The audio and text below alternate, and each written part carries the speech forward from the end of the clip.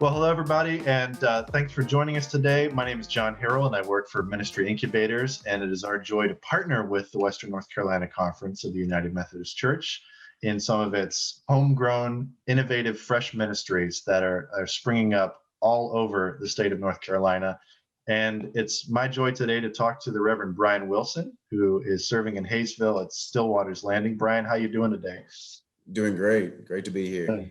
Awesome. And we just want to ask you a little bit about what Stillwater's Landing is and how it started and what kind of your passion for this project is. So tell us about Stillwater's Landing.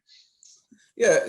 So the idea between Stillwater's Landing is we want to renew the community through faith, food, farming, and fellowship. And while we do that, we also want to provide the poorest in the community access to the highest quality food.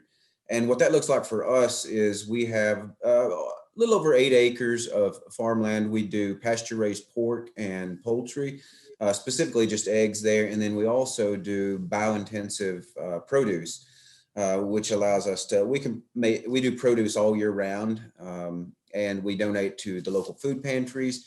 We have classes that are down there in partnership with local schools. We also have a partnership with the Still Place, which is a place of respite for families that have terminally ill children, and they're down at the farm actually today, getting to hang out with the pigs and chickens, and they'll take some produce and pork home and do an Iron Chef night.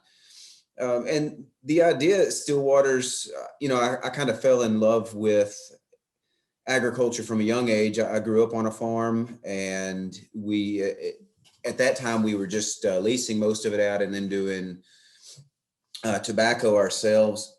I've always had my hand in farming since I went into ministry.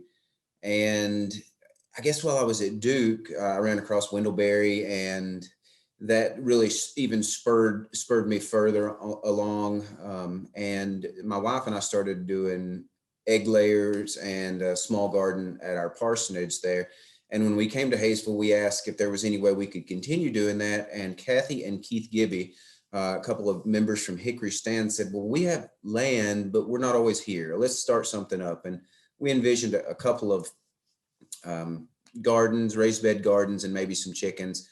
And then we got a phone call that one of my friends sold his farm, and he had 2 pregnant Berkshire sows and a boar and about 50 chickens, and wanted to know if we wanted them. And we took them. And then since then, the ministry has become more than we ever imagined, of course, as things tend to do in God's hands.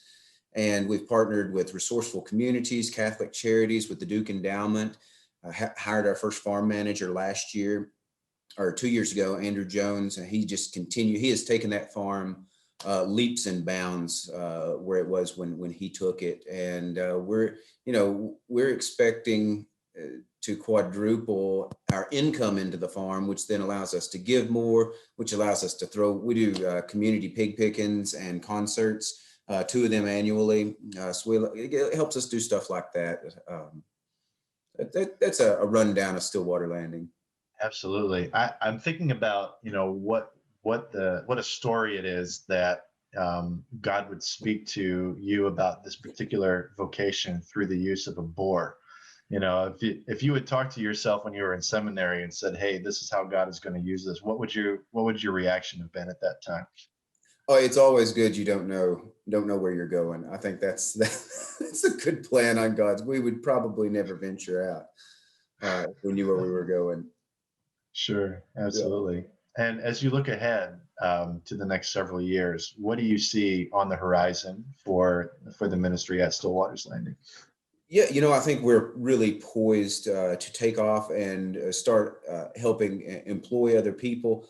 And part of the idea, like Thursday, we're going to be at the high school for a job fair day, and we're going to be showing them about productivity in agriculture, to show people, in the rural community, that there is career options in niche agriculture, and we hope to give that option so that some young people can stay in our area and have a valid vocation, working with the land in a sustainable way, and not just sustainable, but quite honestly restorative way. Like that land is better now that we've been farming it for 4 years than it was when we got it. Mhm. And so we hope to inspire people in that realm. Also, we've found it to be therapeutic for people. Some of our volunteers have come in with different emotional or mental health struggles, and they they find healing on the farm, and I do too as a veteran. Actually, three of us that are on the farm all the time are veterans, and it is a place of healing for the soul and for the mind. And you know, I would have never thought we were here 6 years ago, and where we'll be in 4 years or five more, I don't know. But we do have plans to hire another full-time person and about three more seasonal people, as well as continuing to take interns on and things like that. We just, yeah, so we're excited about it. Yeah, absolutely.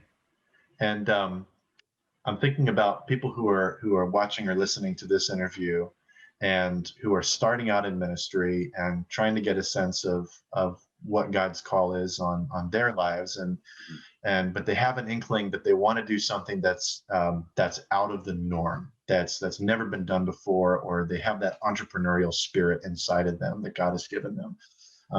What would you say to somebody who's in that situation, who wants to try something that's never been done before? What rises to the top for you? Yeah, I would say go to the rural church. After I graduated seminary, I was a rural church fellow, and I have found the rural. One of the great things is a lot of times when you go to a rural church, they don't have like programming packed in and their schedules planned before the year starts. And I talked to some of my colleagues that were associate pastors in very large churches, and it was like the plan was already set for years in advance as to what was going to be happening. And maybe that will change after as the pandemic wanes. That folks will be more open to that. But I would say, go to the rural church and move away from a deficit mindset of thinking and say, oh, we don't have this, we don't have that, we don't have this. Look at what you do have. That's what we did at our churches at Hickory Stand and Oak Forest. It's like, okay, what do we have that is just awesome? And, we got good music, we got good food, we got land. Okay, how can we be faithful with what we already have? And I think answering that question opens up just endless possibilities. How do we combine all the things that we have to do something cool for the community, something that proclaims the gospel in new and surprising ways? That would be what I would say. Look at what you got, and how do you be faithful with what you already have, especially things that we're not even using yet. Yeah. Wonderful. Yeah, thank you. Mhm. If somebody wanted to find out more about Stillwater's Landing, what's a good place they can go? They can find us on Facebook, and let's see, we also have a website, stillwaterlanding.org. You can find us there, but primarily Facebook is the thing, and we'll definitely be posting some stuff from our school day this Thursday. That will be on our Facebook page. And let's see, the farm address. 2267 Fires Creek Road. We sell every Friday afternoon. We're moving pork and produce right there. So you can come on site, or you can connect with me through the Oak Forest Church website, and schedule a meeting. I've led retreats down there for pastors and laity. We do farm tours, and you can always come work. We take workers every day of the week. So be happy to have you to come and work with us. You heard it here, folks. Let's get some field trips to Hayesville set up. And it's beautiful because Hinton Rural Life Center is just a mile and a half from Oak Forest, where I'm sitting right now, and they're happy to house people and provide good food and stuff like that. We're also working on a partnership with them to provide them with produce and pork that they can sell to their folks that are coming in. Wonderful. All right. Well, thank you so much for your time today, Pastor Bryan. I really appreciate it. Friends, we've been speaking with Reverend Bryan Wilson from Stillwater's Landing in Hayesville, North Carolina. Again, my name is John Harrell, and I'm at Ministry Incubators. You can find out more at stillwaterslanding.org. Is that right, Bryan? Yep. Mm-hmm. And we'll see you next time. Thank you, John.